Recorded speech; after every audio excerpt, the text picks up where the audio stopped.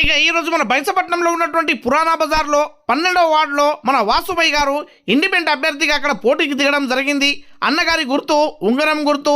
ఈరోజు ఆ గల్లీలో ఉన్నటువంటి ఓటర్ మహాశయులకు ఈ విధంగా ఆశీర్వాదాన్ని తీసుకుంటూ ఉంగరం గుర్తుపైన ఓటేసి నన్ను గెలిపించాలి, అదేవిధంగా ఈ వార్డులో ఉన్నటువంటి సమస్యల గురించి, డ్రైనేజ్ సమస్య కావచ్చు, కరెంటు సమస్య కావచ్చు, మంచినీటి సమస్య కావచ్చు, లైటింగ్ సమస్య గురించి పోరాడుతానని అక్కడ తెలపడం జరిగింది. ఇక అక్కడ హనుమంతుని యొక్క దర్శనాన్ని తీసుకొని ఈ విధంగా ఆ గల్లీలో ఉన్నటువంటి ఓటర్ మహాశయుల యొక్క ఆశీర్వాదాన్ని తీసుకోవడం జరిగింది.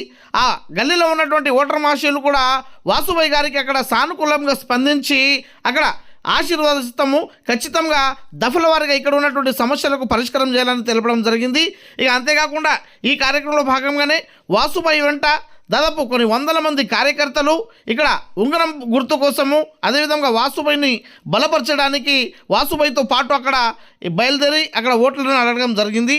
ఇక మన హరీష్ గారు మన వాసుబాయి గారి వెంట ఉండి అతనికి ముందర నడిపిస్తూ ఏ విధంగా అయినా సరే ఈసారి వాసుబాయికి మన ఓల్డ్ బజార్ నుంచి, పురాణా బజార్ నుంచి మున్సిపాలిటీకి పంపించే విధంగా కృషి చేస్తున్నాడు. అది ఓటర్లు కూడా సానుకూలంగా స్పందిస్తున్నారు.